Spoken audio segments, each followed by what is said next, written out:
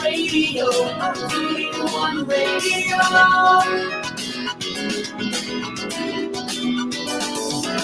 381 Radio, 381 Radio.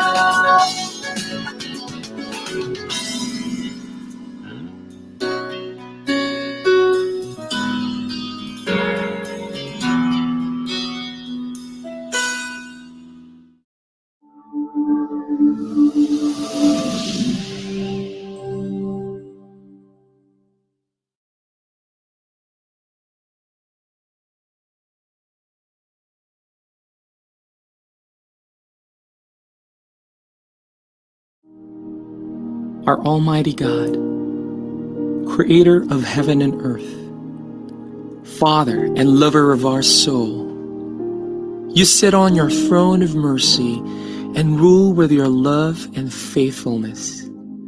You are full of grace. We acknowledge your presence in our lives. Nothing is hidden in your eyes, even our challenges and struggles in life. We come to you with faith. We ask not only for our daily spiritual bread, but to seek your forgiveness and undeserving favor to heal our land, our family members, our friends and neighbors, even our enemies with COVID-19 and other diseases. Holy Spirit, help us to deepen our faith and see the opportunity to believe, obey, and worship. As we face this pandemic, you are Lord and God. Encourage us and change our hearts, not to fear, but to be full of hope and find ourselves praying and meditating your word. We believe no works of the enemy prosper to your children. Abba, Father, we believe that your Son Jesus Christ is Lord and Savior. He is the truth and our salvation.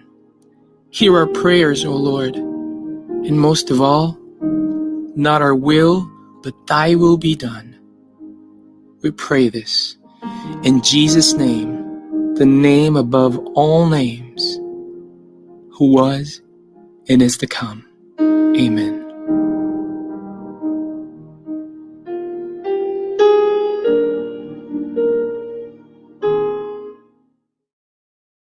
Naghahatid saya sa mga Pinoy, mga kanta at programang Tatak Pinoy. Napapanood at napapakinggan kahit saan ka man. Streaming worldwide. In South Manila, this is V81 Radio. Malayo ka man sa iyong pamilya, dito ay hindi ka nag-iisa. Kaya ito'y iyong hahanap-hanapin, dahil ito ang nagpapasaya sa atin.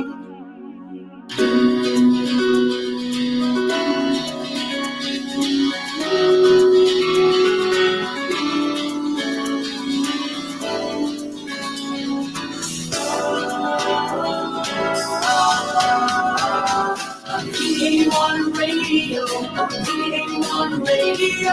Ito ang radio mo, ito ang radio ko. 381 Radio, 381 Radio. Dahil mahal namin kayo. 381 Radio, 381 Radio. Para sa inyo ito, V81 Radio.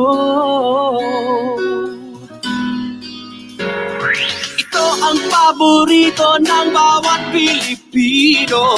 Basta all hits, all Pinoy, panalo. Merong kwentong iyakan at tawanan. Kahit nasaan ka man, ito'y mapapakinggan.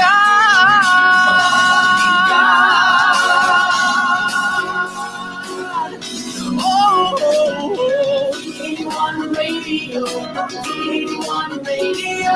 Ito ang radio mo, ito ang radio ko. 381 Radio, 381 Radio. Dahil mahal mahal namin kayo. V81 Radio, V81 Radio. Para sa inyo ito, V81 Radio. Ito ang radio mo, ito ang radio ko.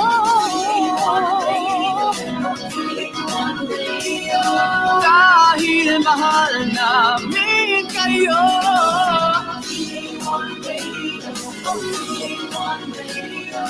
Para sa inyo ito, V81 Radio.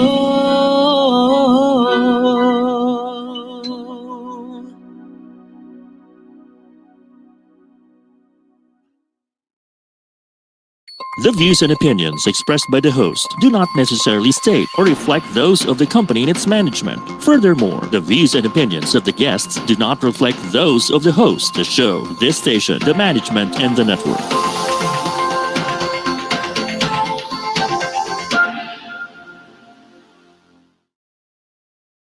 Here now is the program for the millennials that will showcase young professionals' worth, aspirations, and successes in doing what they believe is right, progressive, and inclusive. Join them as they discover the path to self and societal fulfillment while making a difference. Hosted by empowered and cool millennial Erika Mison, together with her fellow millennials, they will be making a difference. Only here on V81 Radio, Manila.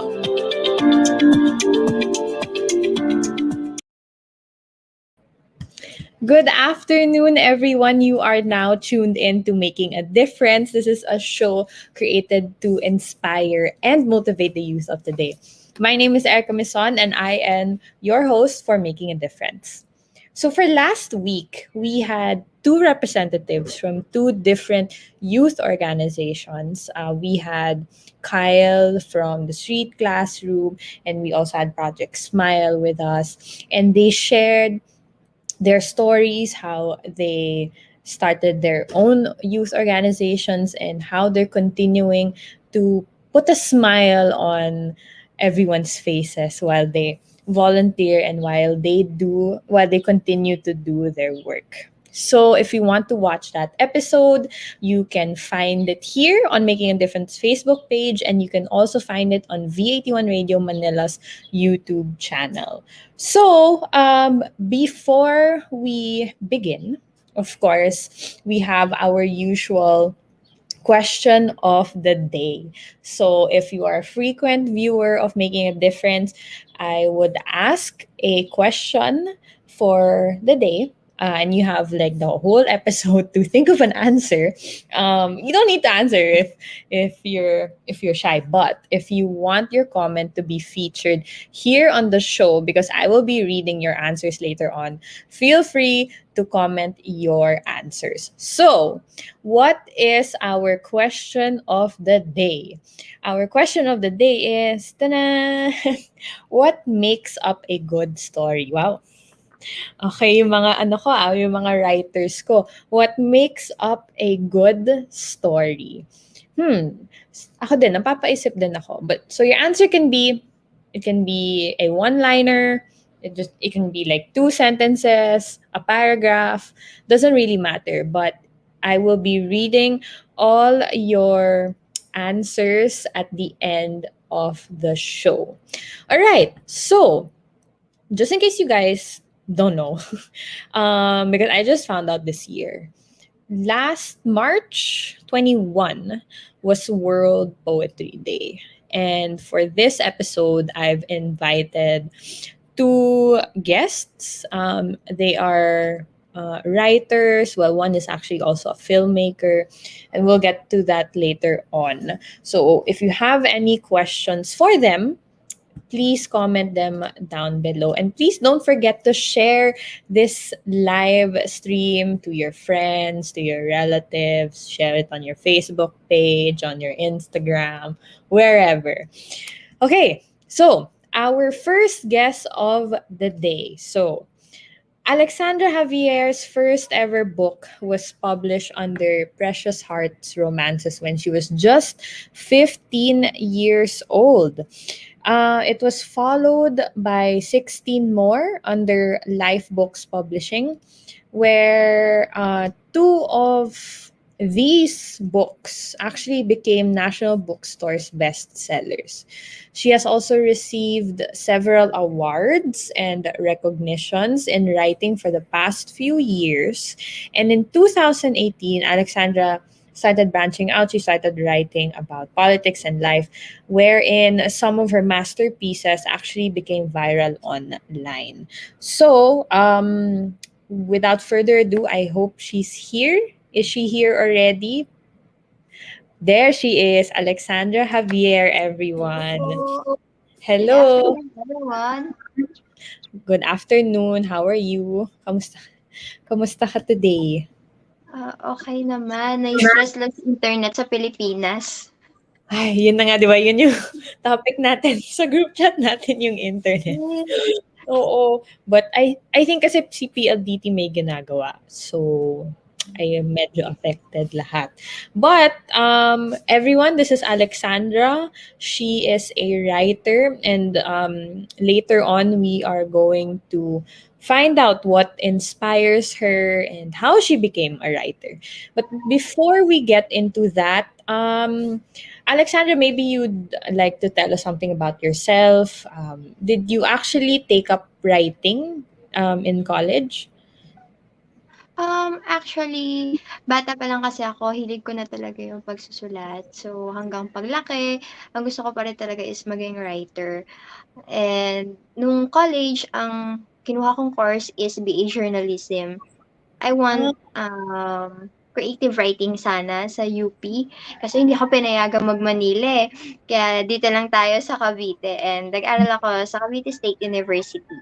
Mm-hmm. Okay. And then, so you mentioned na you started when you were young. No? Like, how young is young?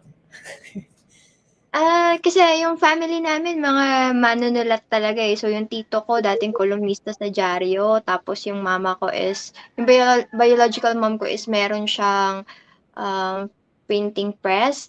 Tapos yung tita ko is writer din ng dating writer din siya na Precious Hearts Romances, pocketbooks, and other publishing companies. So, siguro mga as early as 8 or 9, parang nararamdaman ko ng mas gusto ko yung pagsusulat more than anything else. Wow. Ayun. Do you remember kung ano yung nasulat mo when you were around that age? Or when you were, any story na naalala mo when you were younger? May naalala ka pa ba?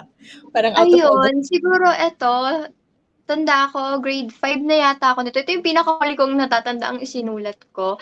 About siya sa isang bata na pumasok siya sa school and then nagulat siya kasi walang ibang tao tapos lahat ng mga gamit doon is nagsasalita and galit sa kanya Oh, kasi cute naman. bad daw siyang bata. So yun yung pinakahuli kong natatanda ang isinulat ko. Ang cute naman nun. That's so cute. That's a cute story, no? Malay, try mo push yung story na yun. Malay mo, I don't know, for the younger generation, maybe. Baka. Oo, Ayun. kasi pangarap ko rin makapagsulat ng mga kwentong pambata talaga pero syempre aaralin ko pa yan kasi hindi tayo pwedeng from one genre to another genre, sulat lang tayo ng sulat, talagang aaralin natin siya. Okay. So, ganun pala talaga yun. You can't just, okay, because me personally, I'm not a writer kasi. But you can't really just completely shift to a new genre ba? Kailangan basahin nating mabuti yung mga story na gano'n. For example, from teen fiction, gusto kong tumawid sa kwentong pambata, which is mga mas bata yung target age natin do'n.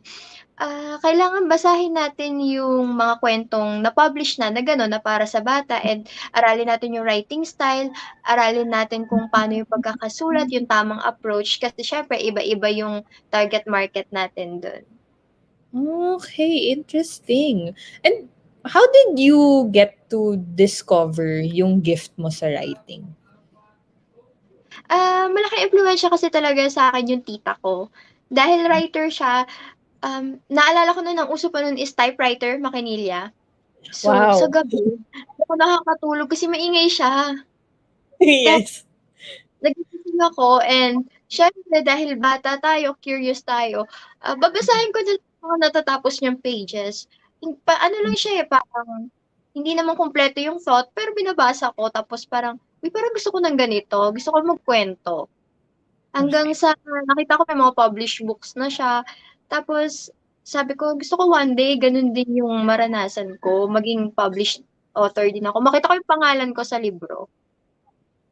Yes. And of course, nangyari na yun. You've been published. How many books do you have so far? Alam mo ba yun? Na Kanina yung na-publish? nabanggit ata is 16, Yes. 17, something na gano'n.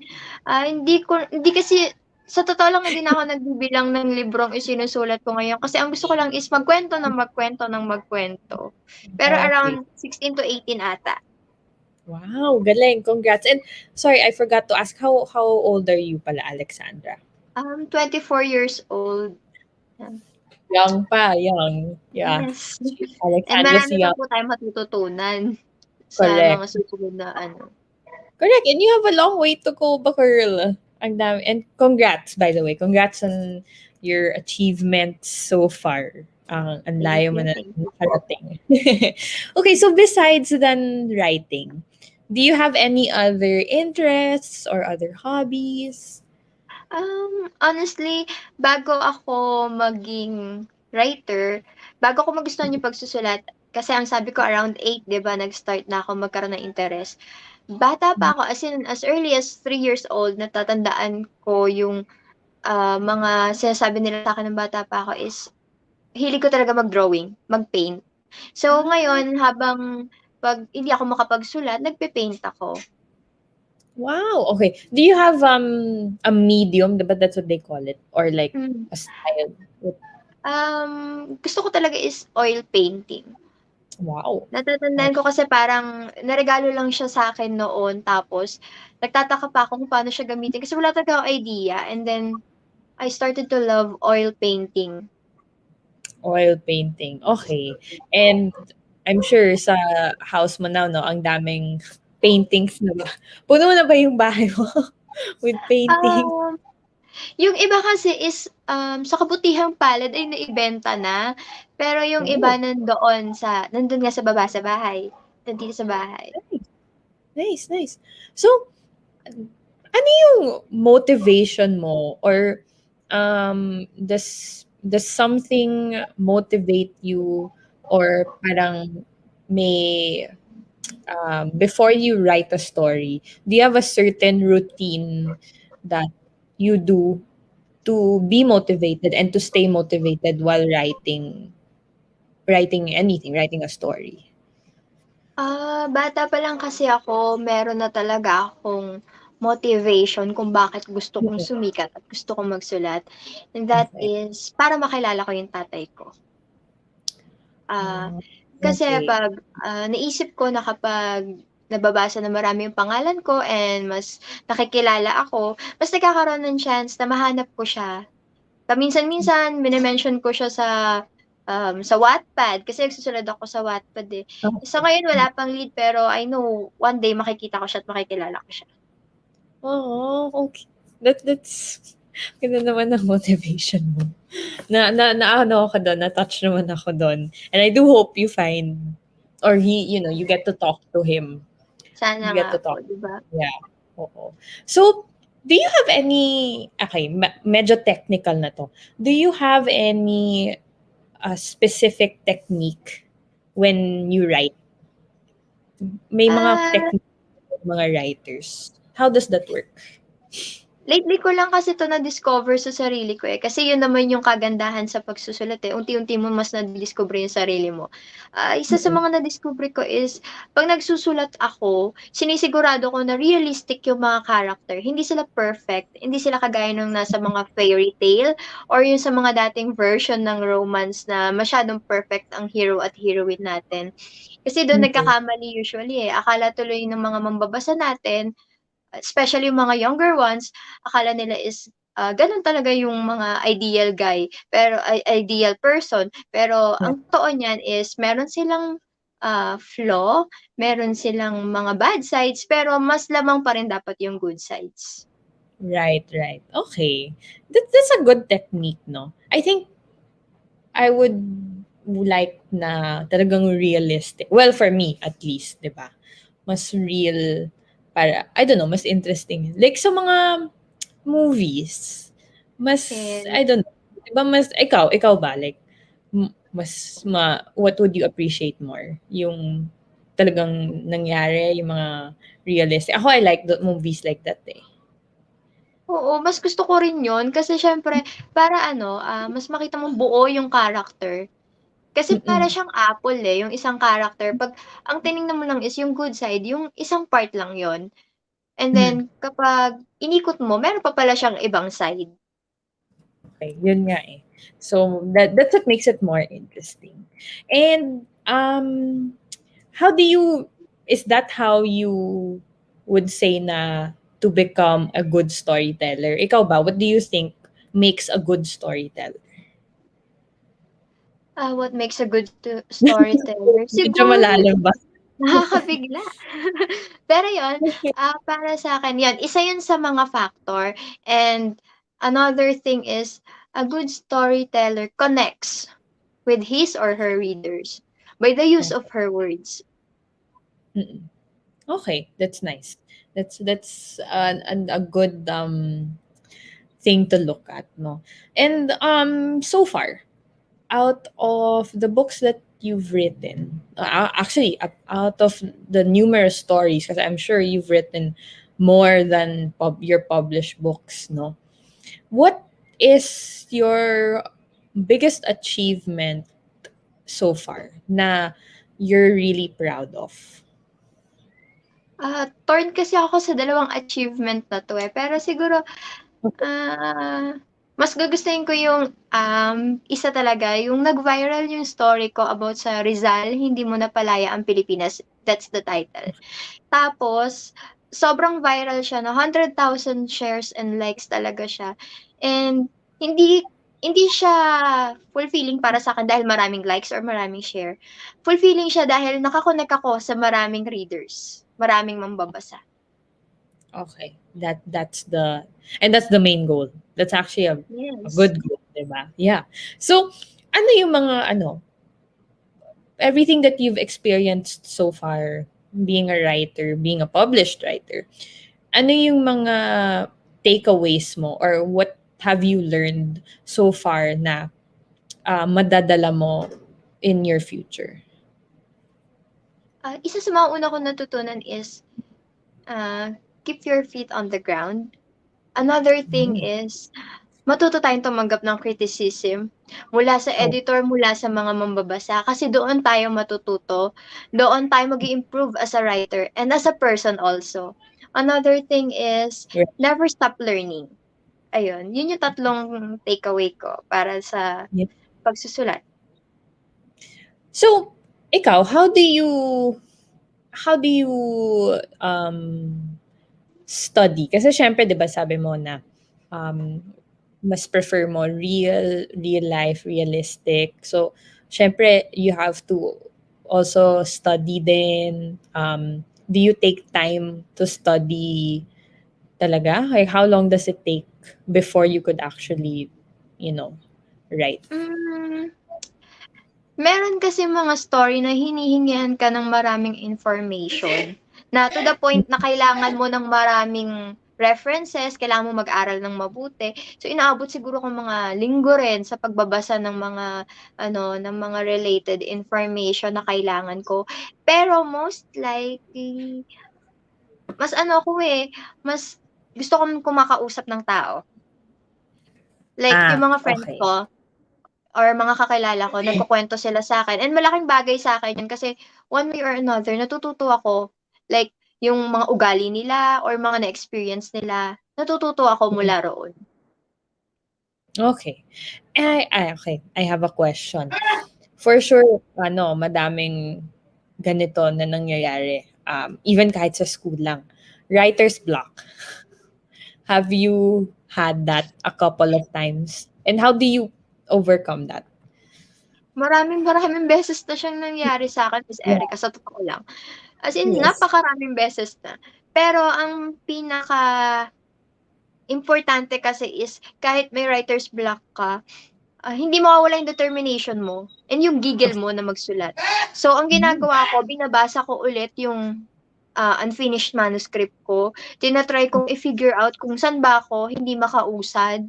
Tapos, Okay. kapag na-figure out ko na, tina-try ko siyang gawan ng maiikling eksena lang. Sa isip ko Mm-mm. lang, hindi ko muna siya sinusulat. And then kapag nararamdaman ko, uy, okay na, nagfo-flow na ulit ng maayos yung mga idea, tsaka ko siya isusulat.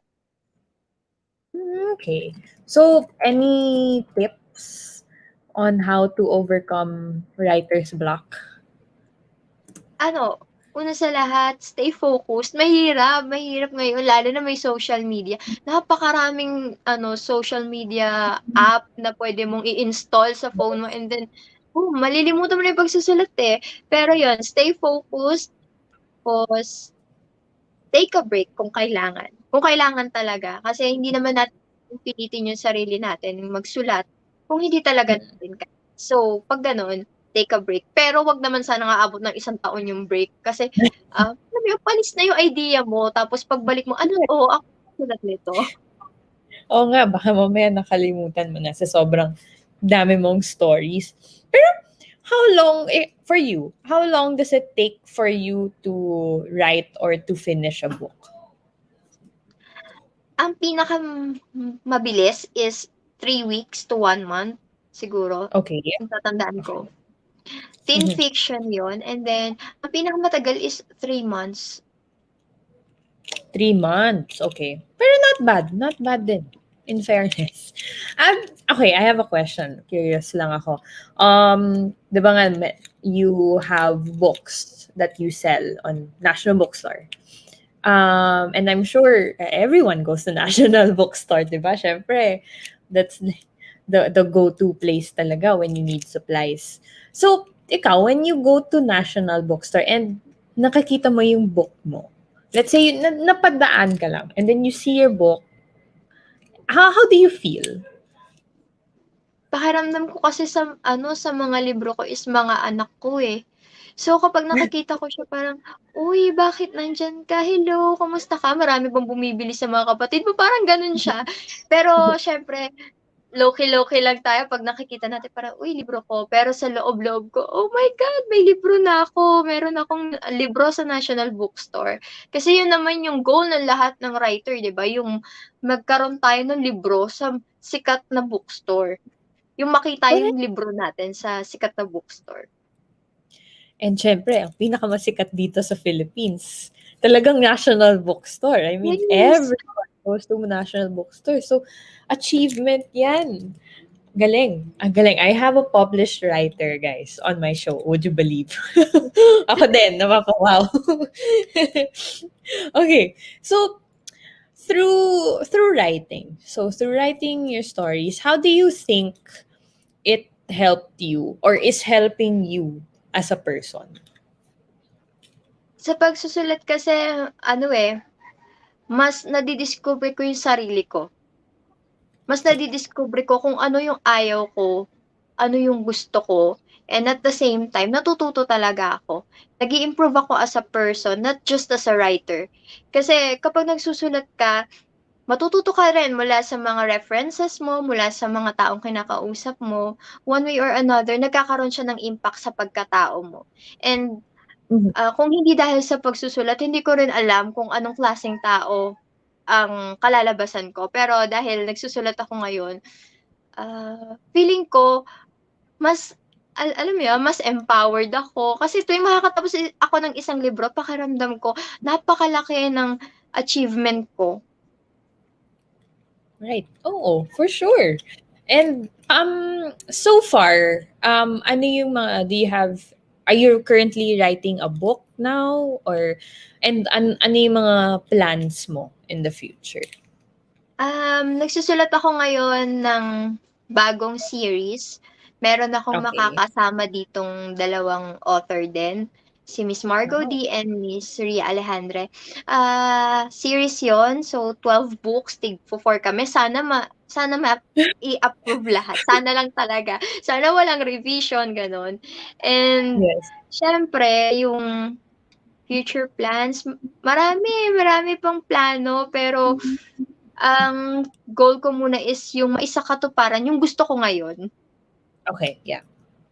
And that is, ano yung ngayon mong, gusto mo Ngayon talaga? kasi gusto ko pang maka-reach ng at least 50,000 followers sa Wattpad. Yun yung mga small Okay. goals mo na siyempre And kailangan gawin mo pagpaguran mo. Hindi naman kasi pwede yung overnight meron na, nandiyan na. So, yun. and how many followers na ba do you have on Wattpad? 20,000 mahigit. Oh, okay, pwede na, nice. That's a good That's a good number. Almost half. Almost half ka na. Okay, you mentioned revisions kanina. So, sige, can you tell us how that goes? How revisions, kasi I know yun yung madugo din eh. Besides than the writing itself, I know mahirap din yung revisions. Yes, at yun din yung ayaw ng mga writer. Pero, sa revision, for example, magpapasa ka sa amin kasi sa publishing company namin, magpapasa kami and then meron siyang tatlong pwedeng kalabasan. Approve, for revision, or for return. Kapag for return, ibig sabihin, rejected na. For revision, meron pang babaguhing ilang part. Sa loob nun, meron pang minor or major revision. Tapos approve. So kapag sasabihin sa'yo, for revision yung manuscript mo, pag nakita mong 3 pages na yung sinabi ni editor na babaguhin mo, automatic major revision na yun. Pero nangyayari din kasi na parang may tatanggalin ka lang kaunting eksena, yung mga minor revision. So, ganun po Mhm. siya. Okay, now I understand why hindi nga gusto ng mga writers yung mga revisions. Kasi added yun eh. Added time and Tsaka ayun. mahirap yung pag tapos mo na yung story, tapos babalikan mo na naman siya at may kakatayin kang eksena. Oh, okay, yes. Yun nga. We have a question here actually from one of our viewers from Christian Clemente. And he wants to know kung nakapag-book signing ka na ba sa mga book fair? Are you like Mm, on that level or na-invite ka mm. na ba? Oh, really? Kailan? Dati kasi ang pinakauna kong book signing is sa Pandayan Bookshop sa Malolos, Bulacan. Okay. Tandang-tanda ko yun kasi fan ako ni Mr. Eros Atalia. Tapos nakatabi ko siya sa book signing. So, Mhm. nasundan pa yon sa Manila International Book Fair. Saan pa ba? Kung saan mai-invite. Wow! Galing naman. And do you have who is your who do you look up to when it comes to writing? Do you have a go-to or do you have like your pinaka favorite author kahit local or international? Sa international author, ang pinaka talagang hands down ako kay Dan Brown. Tapos, That sa Filipino authors naman, local authors, dalawa si Mr. Ricky Lee and Sir Bob Ong. Talagang grabe. Bob Ong. Pag nagbabasa ako ng stories nila, wala akong ibang masabi kundi grabe. Na-meet mo na ba sila ever? Actually, hindi pa. Si Sir Ricky Lee kasi, book signing na sa MIDF. So, Okay, yeah. same kami ng time. Hindi ako makaakyat para makapagpapirma sa kanya. Sayang. Okay. Pero si Bob Ong not yet pa, no? Walang Yun clue. Wala talaga. wala. Okay. Okay. So, ngayon pandemic, a lot of people, a lot of us are struggling. We're still trying to fit in sa new normal, especially artists like you guys. How have you been so far during the pandemic? How are you dealing with writing now? Actually, nung first 3 months ata ng pandemic, iniyakan ko siya. Natigil lahat ng book signings, events. Kasi actually kahit matagal na ako nagsusulat since 2013, lately lang ako nagkaroon ng magagandang break as a writer. Okay. Lately lang ako naiimbitahan sa mga sa for example, bawal judgmental, sa mga kumbaga tsaka lang lumaki. Pero biglang natigil siya dahil sa pandemic.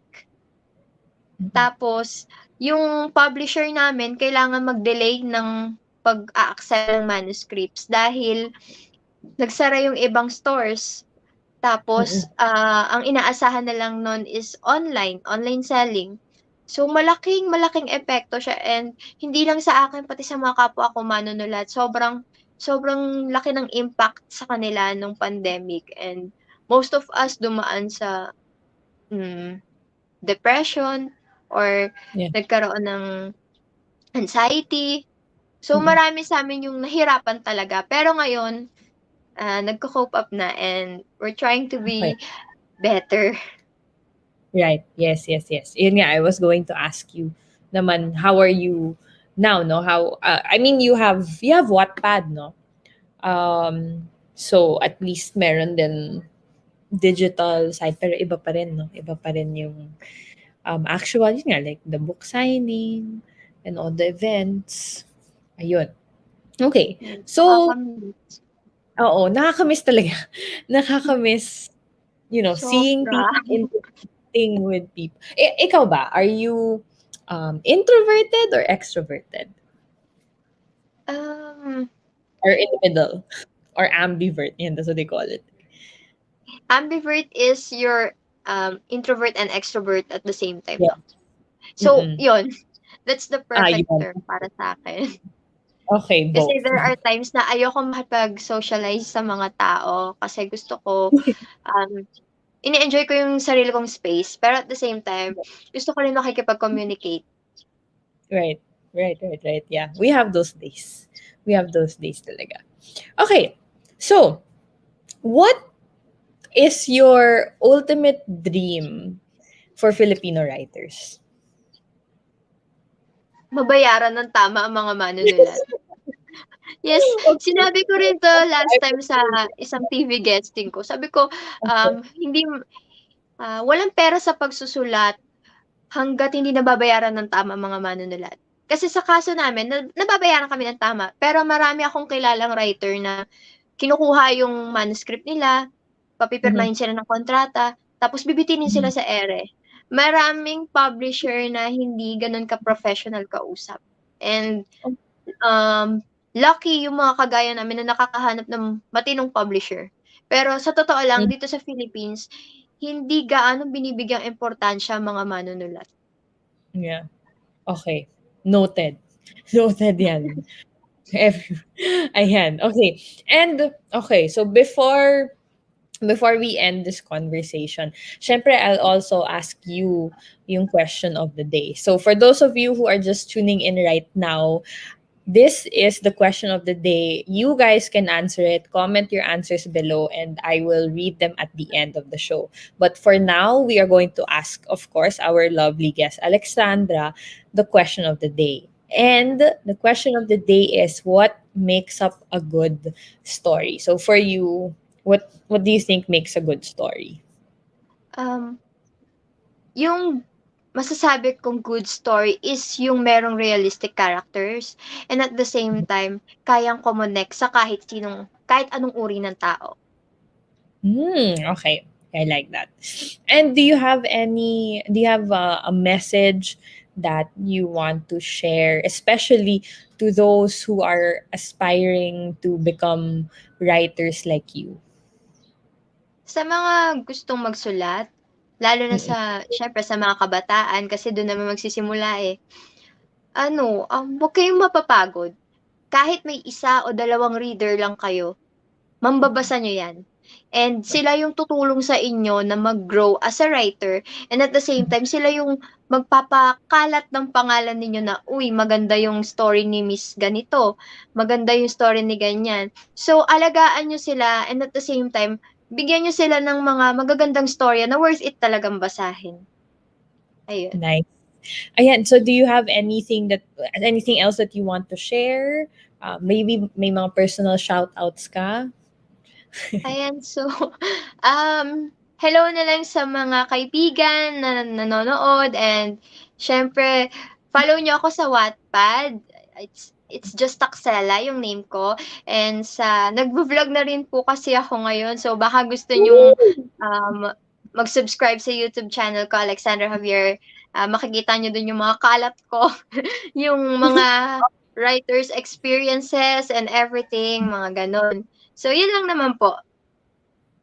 Ayan, okay. So Alexandra, thank you so much for coming here and sharing your personal story. And I wish you well in your future endeavors. O, diba? You have a long way to go. And I'm so excited. I'm so excited to... Wait, when I go nga to National Bookstore, I'll look for... Yeah, is that the... Sorry, before I let you go talaga. Is that the name? Is that your author name talaga? Alexandra Javier, the Yes. one that you use? Okay. So, Pen ayun. name is Alexandra Javier. Okay, got it. So I will check you out pag napadpad ako sa National Bookstore. Okay, thank you so much, Alexandra, and take care always. I'll talk to you Thank you soon. po. Sa mga readers ko, maraming salamat. Thank you. Okay, so that was Alexandra Javier, a writer. Again, check her out on Wattpad, and of course, she is now on YouTube as well. Naging vlogger na rin siya. So check her out. And we are gonna go on break for now, but when we come back, we are gonna have another guest here on the show. So stick around for these few announcements. We'll be back shortly, making a difference. Only here on V81 Radio, Manila.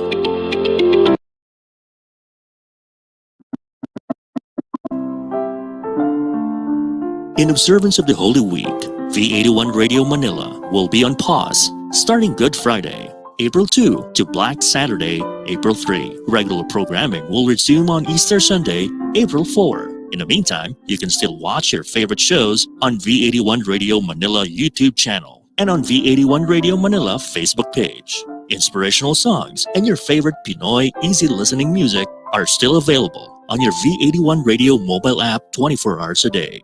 Have a blessed and meaningful Lenten season.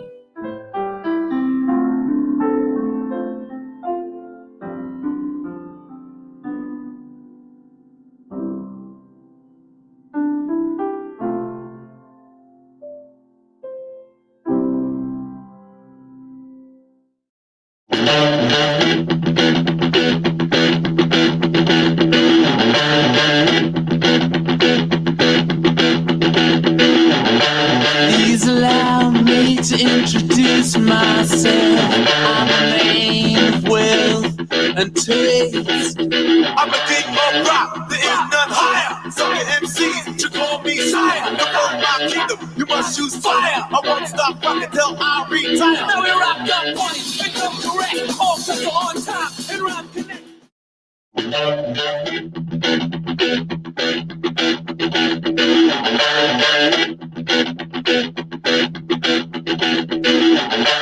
Please allow me to introduce myself. I'm a man of wealth and taste. I'm a king of rock, there is none higher. Some of your MCs should call me sire. To run my kingdom, you must choose fire. I won't stop rocking till I retire. Now we rock the party and come correct. All circle on time and rhyme connect.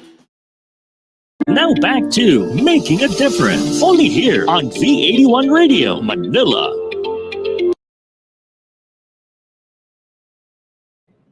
Welcome back to Making a Difference. If you're just watching now, my name is Erika Mison, and you are watching the show By the Youth, for the Youth. I think I'll use that as my new tagline. But anyway, so before the break, we had Alexandra Javier. She is a published writer, actually. You can find her books in National Bookstore.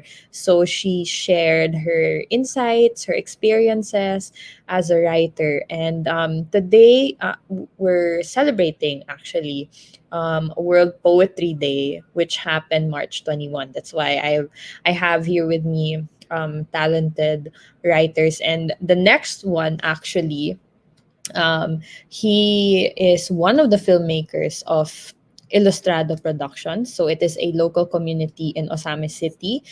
Earl Hendrix Reyes, or Drix Reyes, is an well, he's a lot.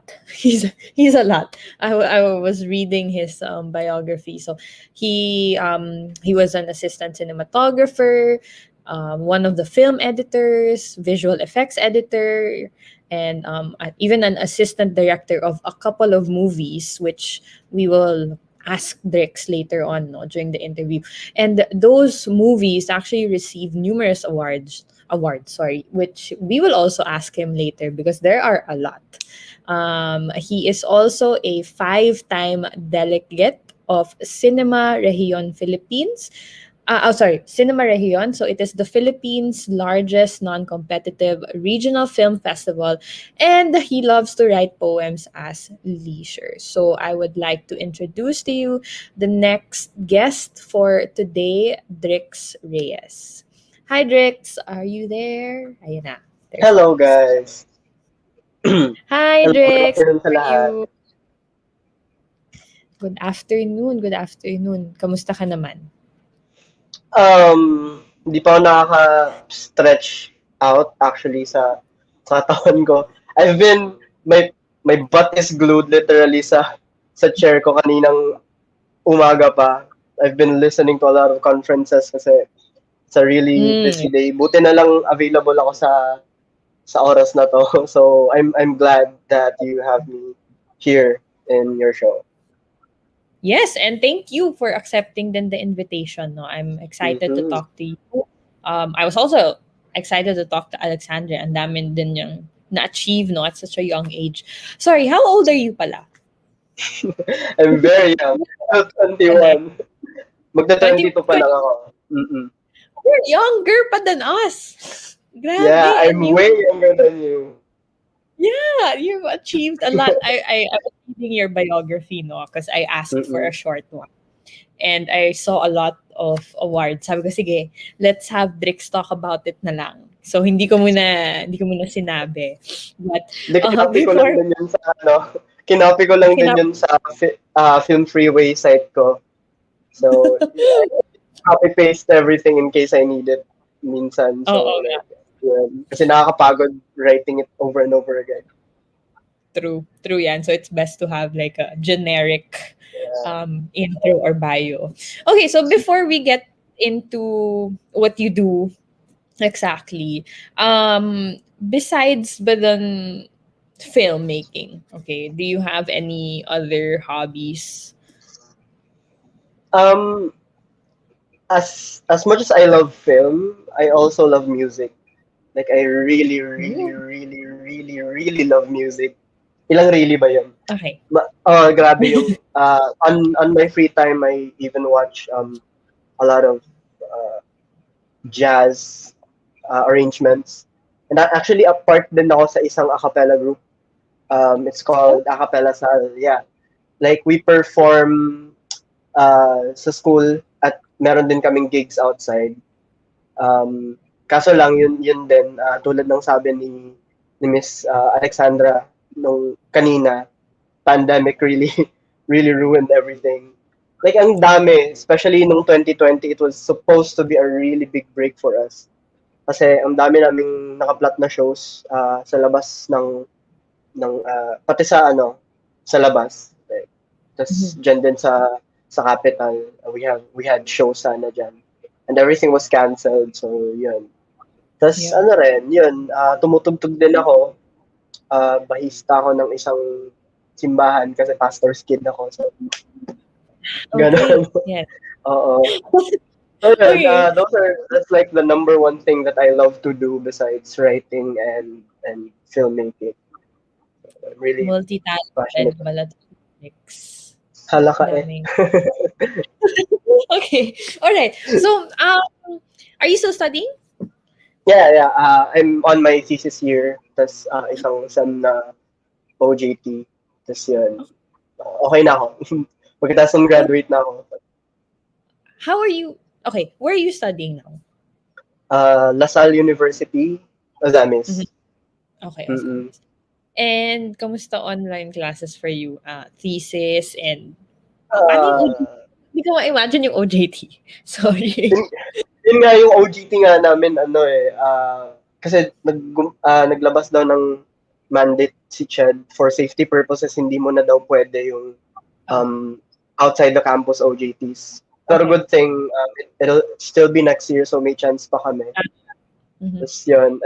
Sa online classes naman, I'm actually more busy sa work rather than class.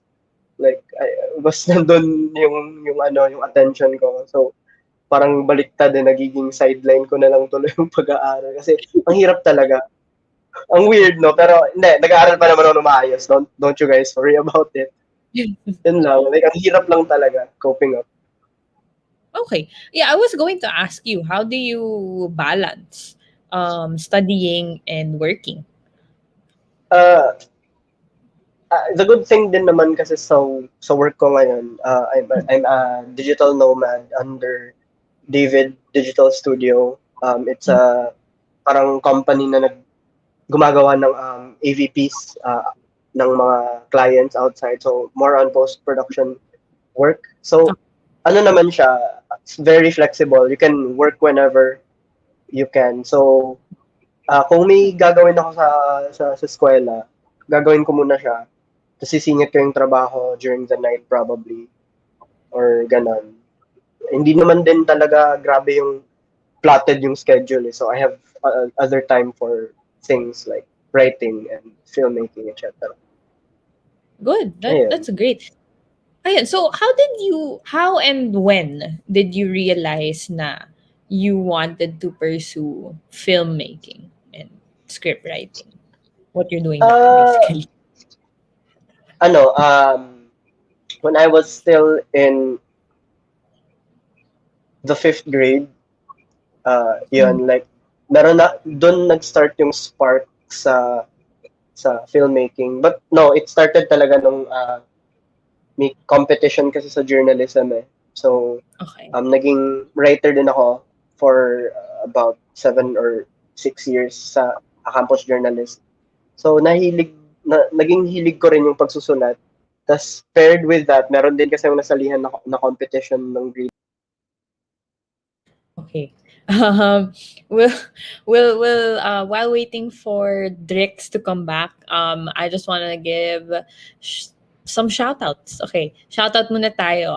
Sir Charlie. Sir Charlie is here. I wonder if he's still here, if he's still watching. Hi, Sir Charlie. If you're still watching, hello po. He is the head of V81 Radio Manila. And he has his own show with Sir Fard. So the commercial that you saw a while ago, Napalm, that's his show. That's his other show. Yun yung passion talaga ni Sir Charlie. So hello po. And then who else is here? Duncan Donato watching from Muntinlupa while having my donut snack from, of course, Duncan. Wow, sarap naman. Gusto ko ng Dunkin Donuts. And then we have another one, si Maki Maglonzo. Hello from Parañaque. I am amazed by Sir Earl's achievements, who is, by the way, back. Drix is back. Can we have him back on screen? Ayan. Hello, Drix. Welcome back. Hello. Ayun nga, di ba? Pinag-usapan nyo rin kanina yung internet problems. Yes. So yeah, we're quite affected. Oo, lahat tayo actually. So it's okay. Anyways, yeah. So going back to what you were saying, yun nga, like when did you join a journalism competition? Am I right? Yan. So yun, doon nagsimula. Naging hilig ko rin magsulat. Tapos, yun, may MTV din kasi na competition doon na category. Tapos pina-edit nila ako dati. So doon ko rin parang, I started to like AV productions, like videos pa lang dati. And then I came across this site called Vidsee. You guys should check it out. VIDDSEE.com. It's a platform for independent films kasi honestly dati naboboringan ako sa sorry sa lahat. Naboboringan kasi ako sa mainstream films na pinapakita dati. So mas iba kasi yung tama sa akin ng mga parang independently produced films, not to like standardized independent films na parang lahat maganda, but like there are a lot of good stories na other people write and produce. Tas doon na talaga nagsimula nung 5th or 6th grade ko ata, hindi ko na maalala. So ayun, tuloy-tuloy hanggang ngayon. So Okay. So, kayo din, I mean, well, Alexandra started younger pa, but you both started at an early age and you both realized now, okay, this is what I want to do. And before we get into a bit more personal things, I know you have some photos. You sent us some photos that we are going to share because I want to see actually see them. Okay, can we have Drix's photos? Let's talk about what you have here sa mga posters. Okay. So sige, let's start with this. Okay. Itong photo na to, yung nasa baba, yung may nakalagay na Films Mindanao, that's Sumay. That's the very first film na I wrote for myself talaga, na sinulat ko dahil gusto ko rin siya i-produce.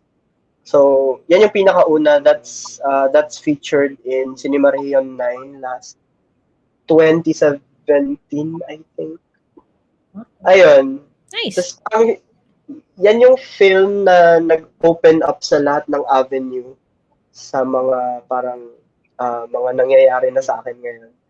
Kasi dahil sa film na yan, I received a lot of criticisms, help from other filmmakers as well. So that's the parang stepping stone ko to grow as a screenwriter, a filmmaker din.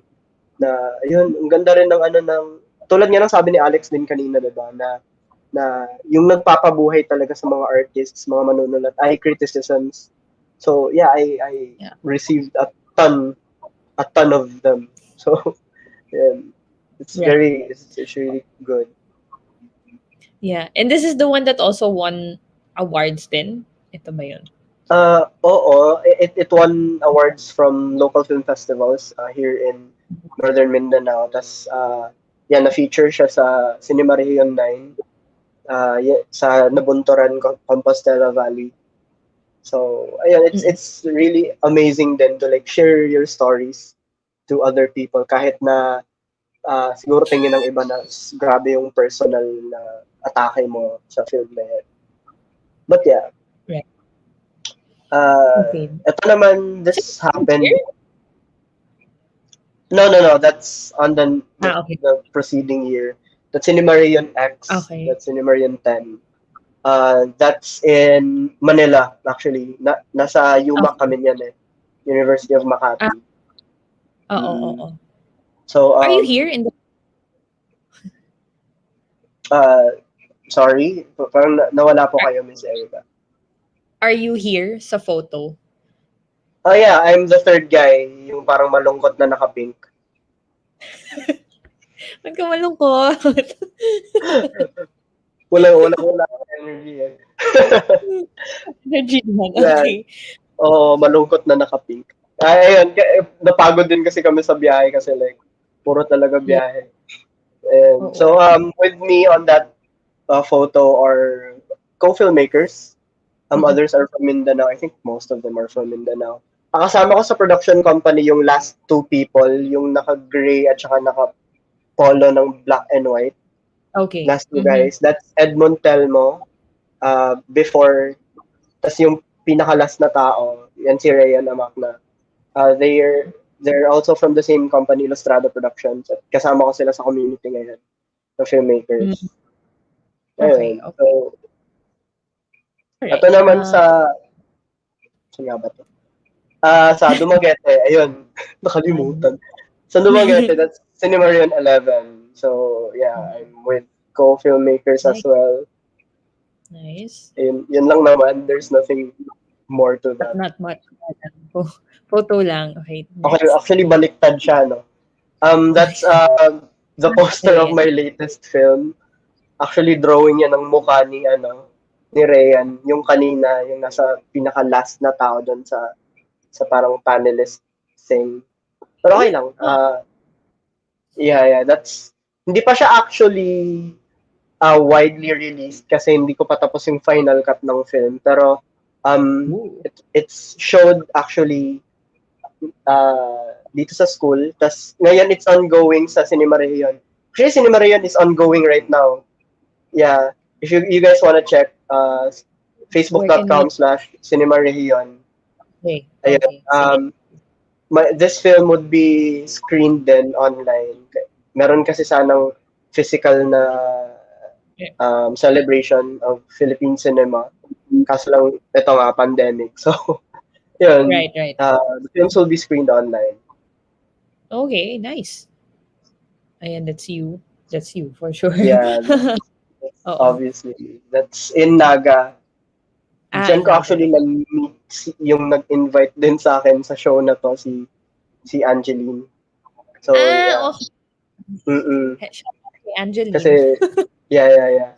That's in Naga City. So, yeah, that's Cinemarion 12. Okay. Next. Oh, action siya.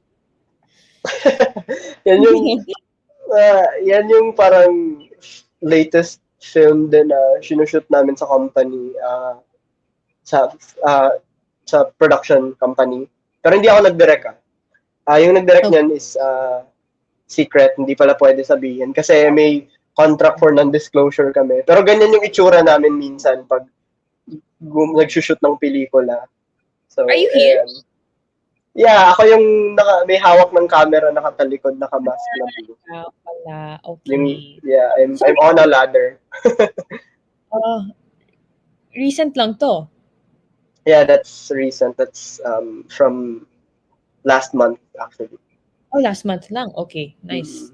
Next. Sneak peek, pero hindi pa pwede sabihin eh. Okay, excited. Ito, who are these people? Yeah, these people are award-winning filmmakers as well. From Zamboanga City, from Cagayan de Oro City, Davao. Nice. Sino pa ba? Ayun, Mindanao filmmakers also, tulad ko. So, Nice. I think yun lang naman siguro. Do we have more photos pa? Okay, yung poster. That's also one of my films. Yan. I love it. Ayan yung name mo, a film by the... what do you feel? What do you feel when, you see this poster, tas na-release everywhere, tas ayan, ang laki din eh. Makita mo, a film by Hendrix Reyes. Anong feeling mo? It's parang, minsan nahihiya ako kasi, of course, meron pa ring sense of pride, syempre, kasi pinaghirapan mo yan eh, sinulat mo yan ng matagal na panahon. Tapos parang hinugot mo talaga siya sa sarili mong experiences. Which goes to show my parang kind of shame or something. Kasi yung mga films ko kasi na ginagawa medyo medyo dark-ish. Na it usually plays on negative emotions and how people cope with it and struggle with it. Itong film na to kasi galing siya sa isang sobrang malaking bump sa buhay ko. Kasi pag nagsusulat kasi ako ng pelikula, hindi ako yung type na parang ini-imagine ko lang mas masusulat na ako.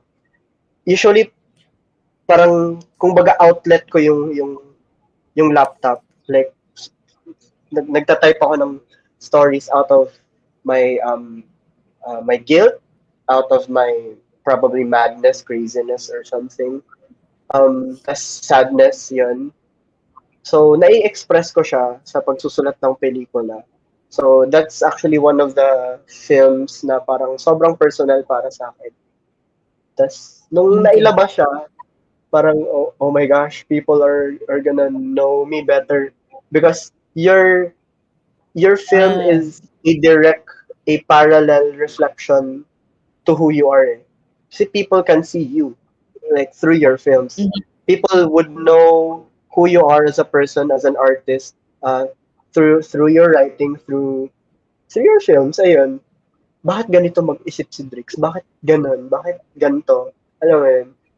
So, Yeah. pero exciting at the same time kasi it parang it raises a lot of questions from other people. Eh, bakit ganito? Ganito, ganyan. Yeah. Pero maganda siya, gawa ganun, ganun. Tas, of course, I'd happily embrace criticisms afterward. So, yun yung Yeah. feeling. Okay. Nice. Congrats, by the way. Thank you. Another action. What movie to? Or is it yours Yan yung or kanina rin. Yun yung yung ganito? recent pa rin. Yung hindi Oo. pwede.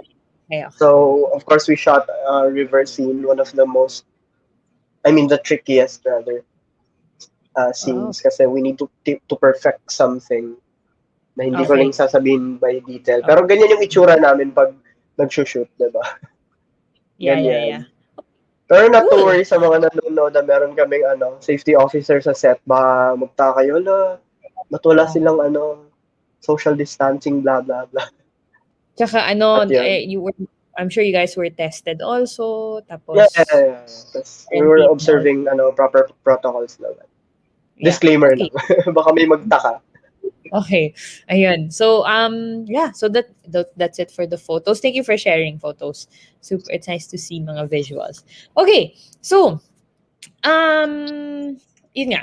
Do you have a parang process when you write your films or parang how do you I know I asked this also to Alexandra kanina, parang do you have like a certain routine that you do or is there something that you do para you stay focused, you stay motivated while writing your films? Ang weird ko pag nagsusulat ako kasi Mhm. for all the Okay. films that I write for myself, because I've co-written other things too, and I've written like poems as well. So, pero kung Mm. nagsusulat ako para sa sarili kong pelikula, ang weird kasi nagbo-book ako ng hotel room para lang mag-isa talaga ako, like walang Ah, distractions whatsoever. Ang mm-mm. weird. Kasi hindi ko kasi talaga ma-imagine yung mga eksena o kung ano yung ilalagay ko kapag maraming alam mo yun, ingay sa paligid. Tapos I want to like embody isolation for myself. I want to have that feeling na, oy, i-isolate ko muna sarili ko. I wanna feel um I wanna feel alone. Alam mo yun? I wanna feel solitude. Ayan. I sometimes feast on solitude for me to effectively write my films kasi kailangan din isa sa mga pinaka magandang tip na nakuha ko sa mga nagturo din sa akin mga older mentors ko ay dapat kasi galing sa puso like huhugutin mo talaga siya obviously sa emotions mo and I want to feast on like extreme emotions sometimes. So Mm. kapag kunyari in love ako, Right. nakakapagsulat ako ng charot. Okay. Nakakapagsulat ako ng nakakapagsulat ako ng mga tula, ng mga poems. Ayun, like doon ko na-express yung sarili ko. So I usually want to be at the peak of my emotions in order for me to write. Nothing really specific except for the being alone part. Pero Okay.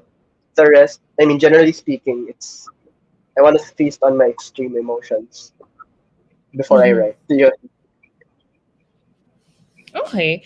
And for you, how does one become a good storyteller? For one to become a good storyteller, they need to write or they need to tell a story that matters. Like, all caps, matters. Kasi, why would anyone care? For example, yung target audience mo for your story are people that are experiencing parang hardships, emotional hardships, or kunyari, may mga taong sad na gusto mong pagkwentuhan. And this doesn't only go. This doesn't only apply to like written stories. Like even verbal storytelling, it's obviously still storytelling.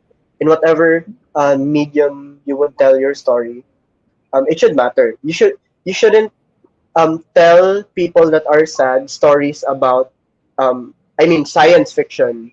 Shouldn't tell them that. Like it should matter as well.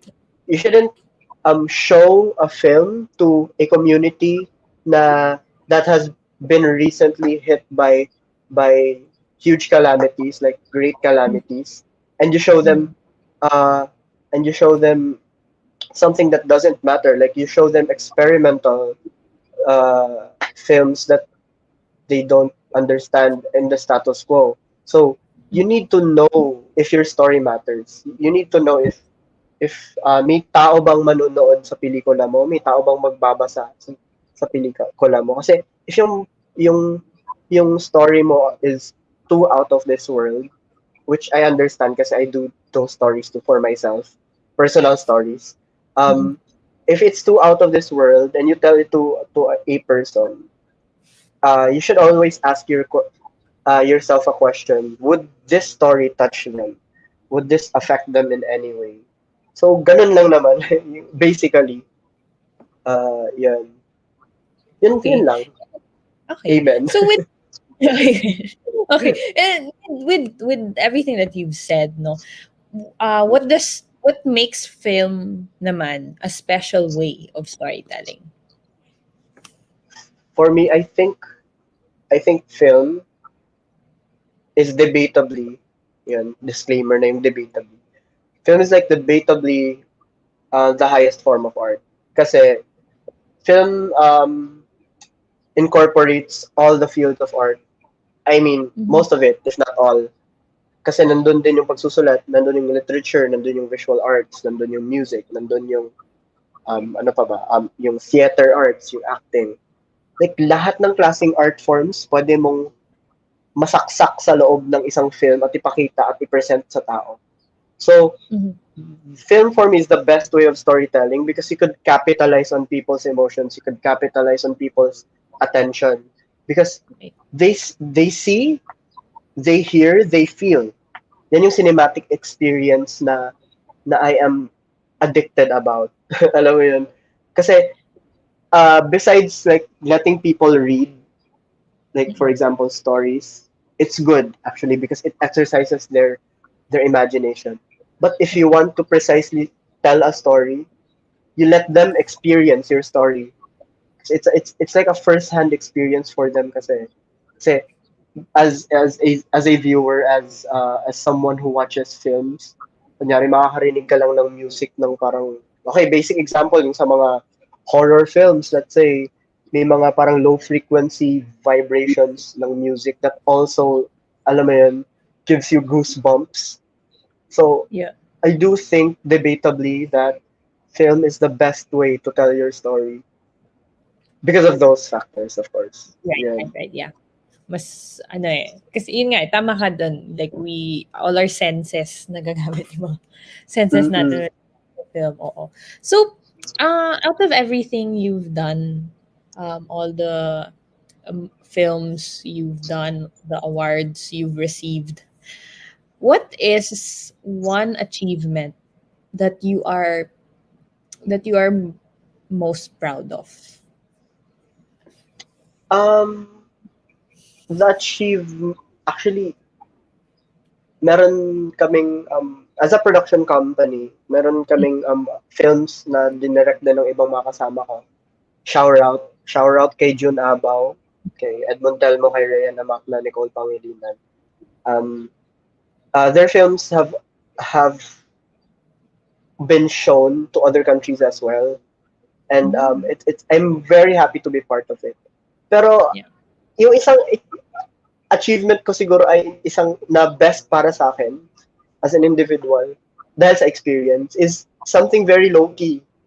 Like, ang weird. Like, low-key lang siya. Nung nanalo kami sa isang filmathon na race ng Guerrilla Filmathon by Mindanao Film Festival, it's not technically a parang film festival award na parang best in blah blah blah blah blah blah. It's like a filmathon wherein you would make a film within one day, within 24 hours. Thus, you are also faced with multiple challenges, multiple tawag dito, mga obstacles along the way. And napaka-fulfilling ng feeling when we won that kasi grabe yung struggles, like wala kaming tulog, we ran around the city just to film. Tapos nagkaroon pa ng problem sa internet connection. It's an experience na hindi talaga mapapalitan ng kahit anong parang prestige siguro para sa akin. I mean, except kung Cannes Film Festival siguro yan or Oscars or what. Yun. Pero, ayun, like, besides the national awards na nakuha ng namin as a company, as a community, yun siguro, like, it actually made our bond as a small film community here sa Ozamis really stronger, and it really amped up and made us on fire to tell more of our stories. So, ayun. That's yeah. And what have you learned so far from everything that you've experienced? I've learned so far to just keep doing what you love despite the hardships, despite you feeling that the universe is opposing everything that you want to do. Mhm. Kahit wala ka ng budget, kung mahal mo yung ginagawa mo, you do it out of love. Kasi Yeah. napatunayan namin yan eh. Sa maliit na company namin, people come and go. People help us kahit sa writing stage pa, tas sa pag-realize sa production stage and post-production stage. Mhm. People come and go. Like, others show their support, others don't. But, like, I can see some select few that stayed. They all stayed because we were fueled by one passion, by our love for cinema, for cinematic storytelling. Ayun. So, like,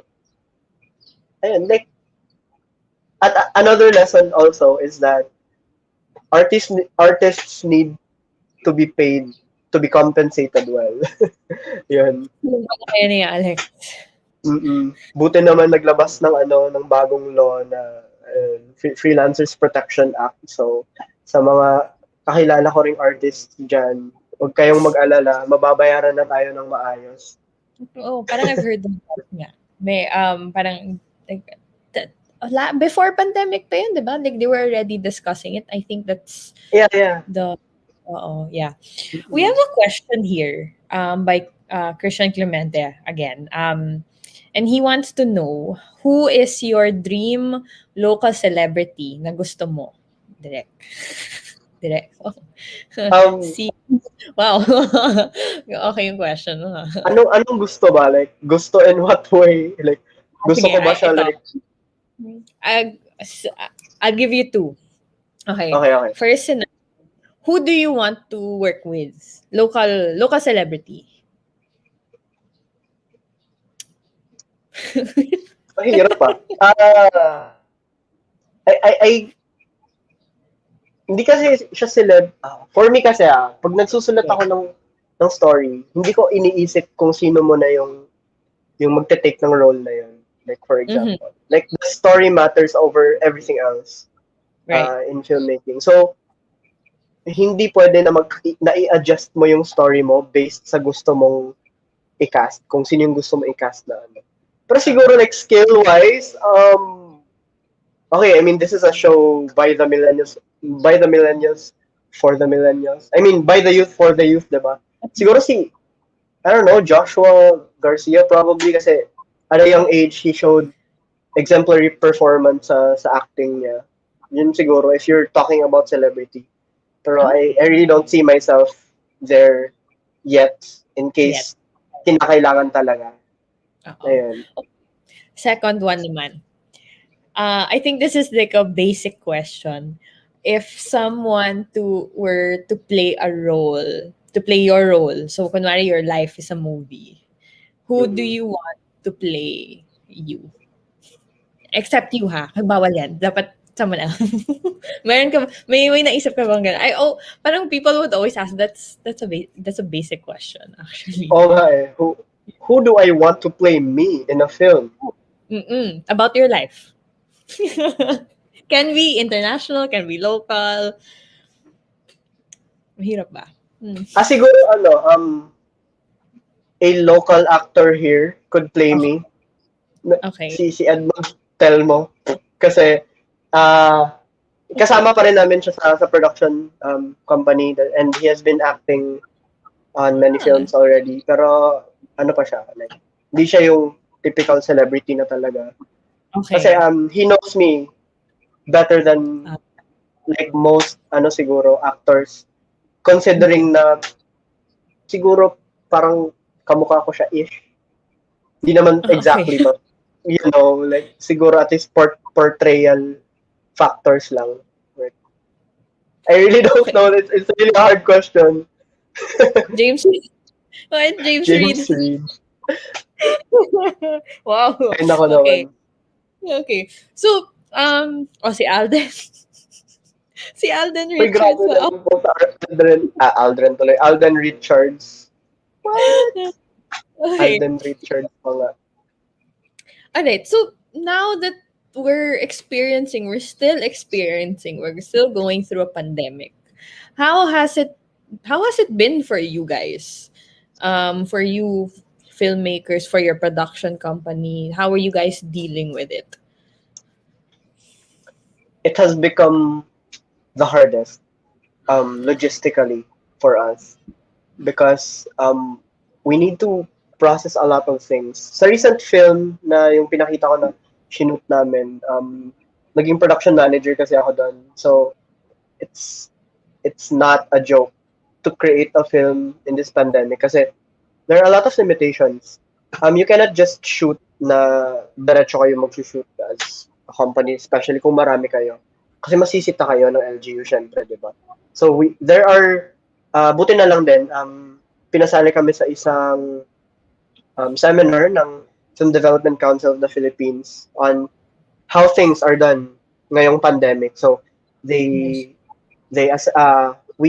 gave them a representative para maging safety officer sa production, and like they told us how to adjust kumbaga kasi you still need to process papers, you still need to make sure that everyone's safe and healthy, and alam mo yun, at the end of the day, isa sa pinaka magiging affected dito syempre yung story mo because since maraming limitations yung pandemic, your story would really suffer a lot of consequences kasi sige let's do this bilang kapalit, or let's not compensate on this, or i-sacrifice muna natin tong area or attribute sa production natin just to alam mo yun, to adhere with the local law, the alam mo yun, standards and whatnot. Ayun, so mahirap actually. For sure, I can't imagine. Actually, may tanong ulit si Christian for you. I'm not sure if that's what you call what you guys just did a month ago. Pero tanong niya, nag-lockdown taping na kayo? I'm not sure if that's what you call that. Lockdown taping? Ano ba yan? Like as in talagang in one area lang talaga kayo? Tas lockdown taping? Oo. May plan to do a lockdown taping, pero nung times na yun, parang nag-GCQ kami dito. So, pwede na lumabas yung mga pwedeng lumabas. Ayun. But we tried our best to like just be situated on one area. Yung isang film ko entitled And There Was One, we just shot the film sa isang bahay. Ganun lang. Like, dahil kasi sa pandemic, like yung production quality mo or like yung production process mo, it becomes more simpler than ever. Mas mahirap. So ayun, we need to observe a lot of things before doing or creating or shooting our films. So pati sa pagsusulat actually, it's hard na you're writing something na alam mo hindi mo na ma-realize ngayon hanggat wala pang vaccine. So, hanggat maging okay na lahat, back to normal na lahat na pwede nang, alam mo yan, gawin yung ibang pwedeng magawa sa isang production. Tsaka pa lang marirealize yun, sinulat mo. So, yeah, writing stories sa pandemic during the lockdown, yun, maraming nakatambak na write-ups na hindi pa nasushoot or nare-realize. Nandun lang siya, ready. Ready na siya for revisions or probably fundings or what. Ayun, Right. yun lang naman. There's a comment here naman. It's not a question, but it's a comment for you. And I'd like to read this by Tabawan Bongao. Just hang in there, filmmakers. We need you. People now realize how important meaningful movies are, especially in times of crisis. Lakas ng impact, especially to families at home. Actually, totoo yan. Kasi everybody's just at home. Especially kung ECQ, walang work, walang school. What were we doing? Most of us, we were watching movies. So, hang in there, guys. Kakayanin. We're gonna come out stronger. You guys are gonna come out stronger. Totoo. So, like, yun na nga lang siguro nagpapa-fuel sa atin lahat to like thrive in these hard times, di ba? Yung parang, when you're sad, at least films are there to hug you. Alam mo yun? Like, especially if they touch you, they're really meaningful, or you're really parang maganda yung impact niya sa'yo. Ganun. Like, yun. Thank you so much, sir. Or sir ba to siya? Or ma'am? Sir, hindi ko sure. Okay, sir na lang. Okay. So, ano yung dream mo for the film industry here in the Philippines? For the film industry here sa Philippines, yung dream ko ay ma-break lahat ng walls. Nawat isang araw, kasi sa totoo lang, I want to share this to you like very quickly lang. Meron pa sa film scene sa Pilipinas, sa national scene, meron pa rin konting discrimination na nafe-feel namin especially. I get it. Like, we're based in Mindanao. Pero actually, Tagalog yung blood ko. All of my relatives are there in the north. We're just here we're here. Pero dito na ako lumaki. So yun, the Mindanao filmmakers are usually like labeled to be like, alam mo yun, like, taga Mindanao yan sila. Ano bang magagawa nila? Like, their stories matter. Like, alam mo yun?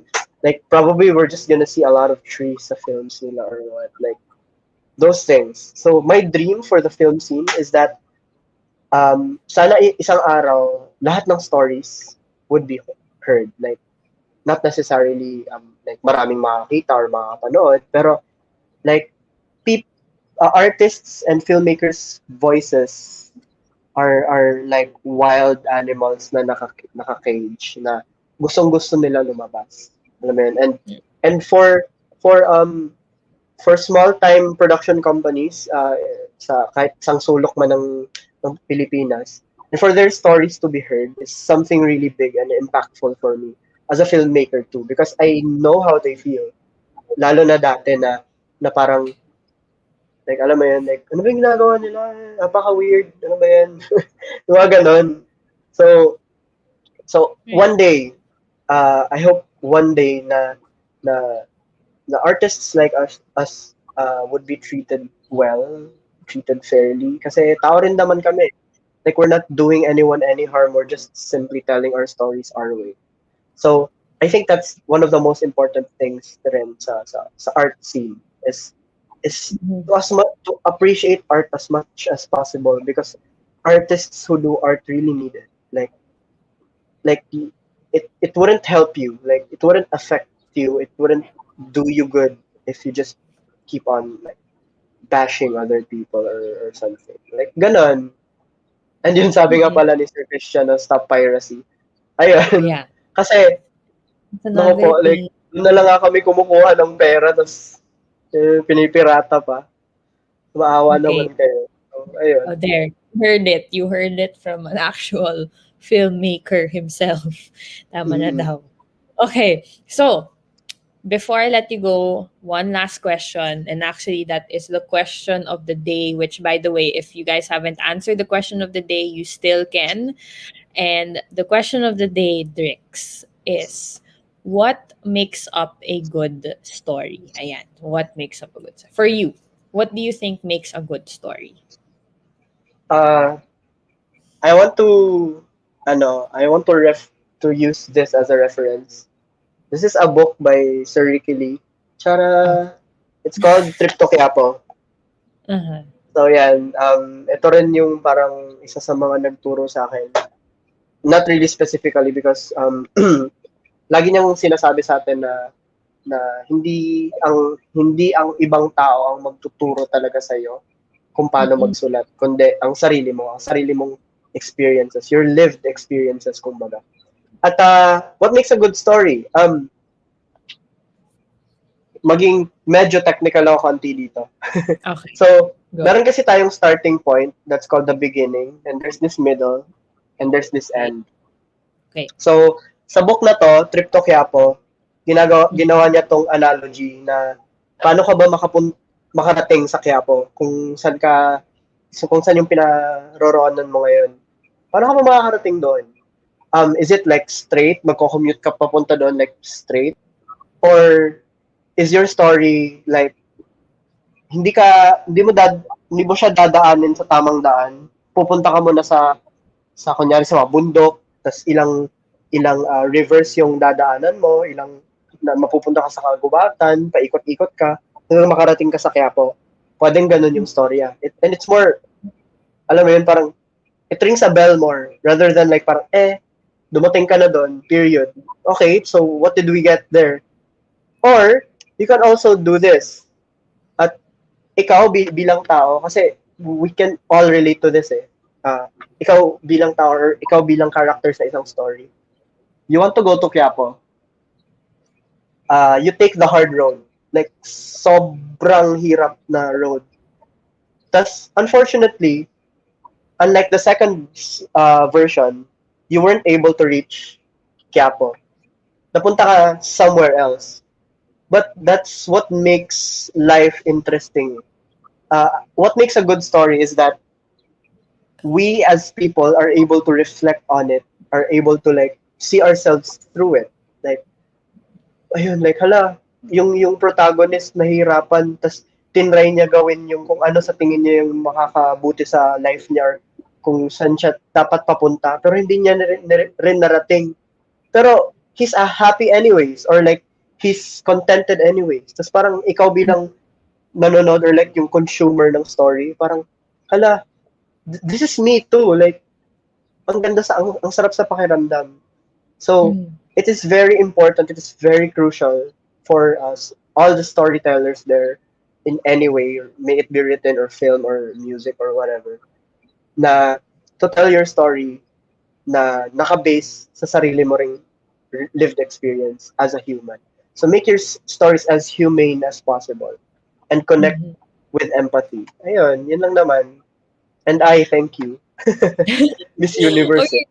Okay. Anything else you want to share before you go, or shout outs also? Baka may gusto kang i-shout out dyan. Shout out syempre, number one, sa family ko, Reyes family, si Daddy Mark, Mami Gina, Kurt and Sham. Tas sa Ilustrado Productions, sa Ilustrado Films. So Edmond, Rayan, June, Nicole, Vern, Ryuji, everyone else, all the local artists that have been helping us tell our stories. Sa Acapella Sal, Cressy Aldrin, Earl John, Rayan, yung best friend ko. Tas yung mga nanonood kong friends, Alison Ramento, JM, yun, and the communications family.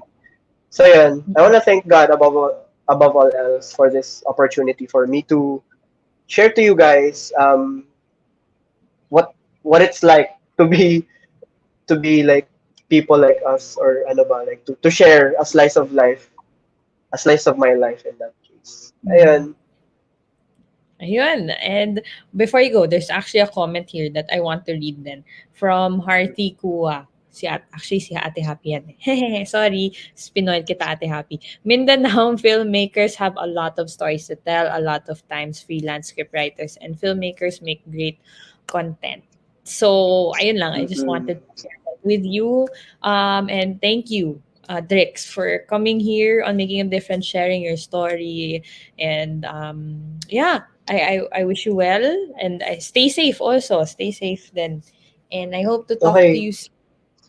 Thank Thank you you so so much much. for having me also, Miss Erika. It has been a great pleasure and a great honor for me. So yun, thank Thank you so much. Thank you. Thank you. All right. So that was Drix Reyes, everybody. Again, he is a filmmaker slash scriptwriter also. He's done a couple of films already at such a young age. I had two amazing guests today who shared their passions and their stories and how they got to where they are today. So that ends today's episode. I hope you guys enjoyed as much as I did. Just a quick announcement next week. It was shown in the commercial a while ago, but next week we won't be having any shows here on V81 Radio Manila to observe Holy Week. So all the shows over the weekend next week will be on hold. Even replays, we won't be having replays.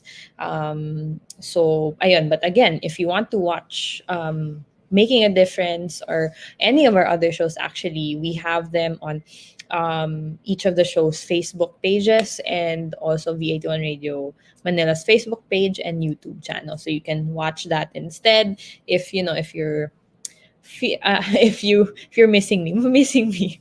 But anyway, ayun. And what else? There also another reminder, we are preparing for the 1 year anniversary episode for Making a Difference, which is happening on April 17. So mark your calendars. I'm excited for that. I'm planning it, and I'm really excited.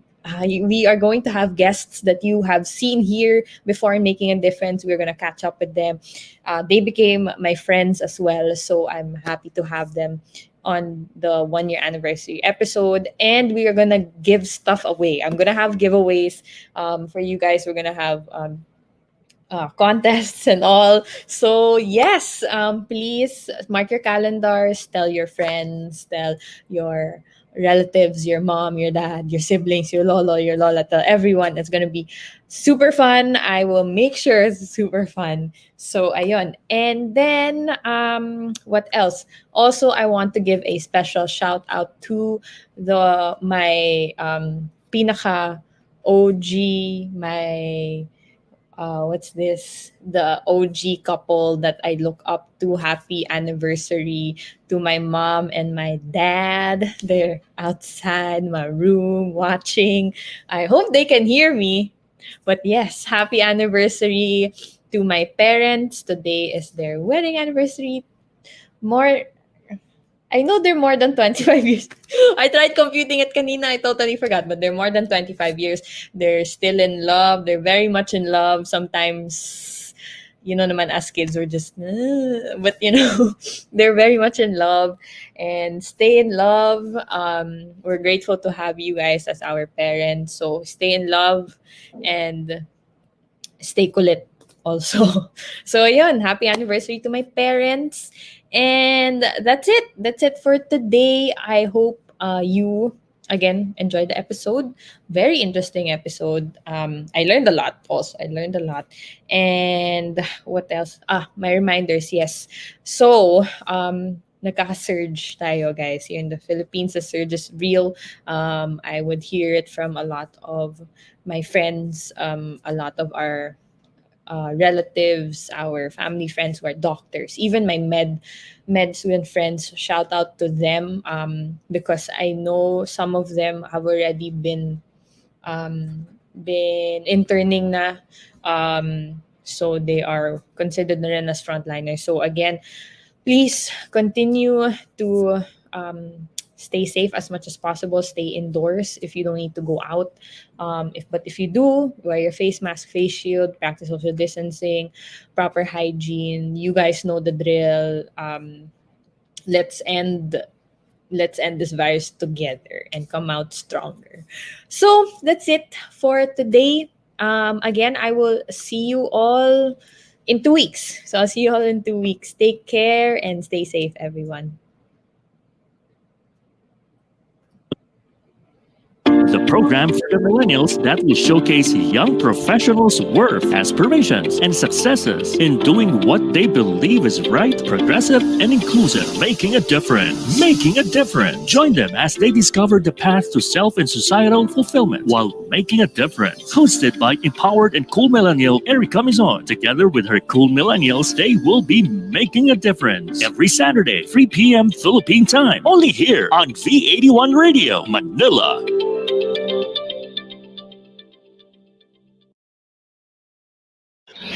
Tunog Pinoy, Tatak Pinoy, your all hits, all Pinoy digital radio station in South Manila. This is V81 Radio. Ito ang paborito ng bawat Pilipino. Basta all hits, all Pinoy, panalo. Merong kwentong iyakan at tawanan.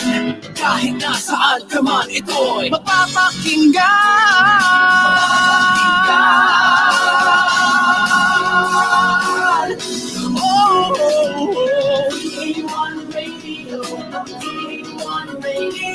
Ito ang radio mo, ito ang radio ko. V81 Radio, V81 Radio. Dahil mahal namin kayo. V81 Radio, V81 Radio. Para sa inyo ito, V81 Radio.